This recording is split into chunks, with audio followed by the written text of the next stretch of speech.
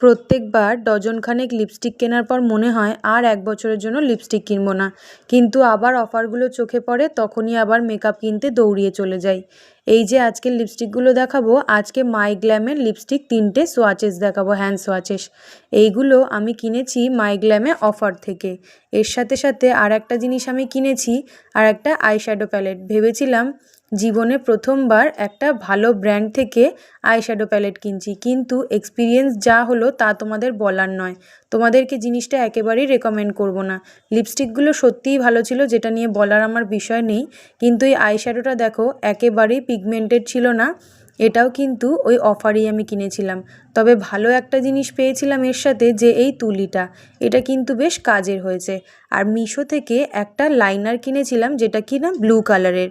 তবে সত্যি সত্যি আমি তোমাদেরকে বলবো, আজকে আমার এক্সপিরিয়েন্স যেটা হলো, আইশ্যাডো প্যালেটটা দেখিয়েছিল একরকম, এসেছে আর একরকম, একদমই নিও।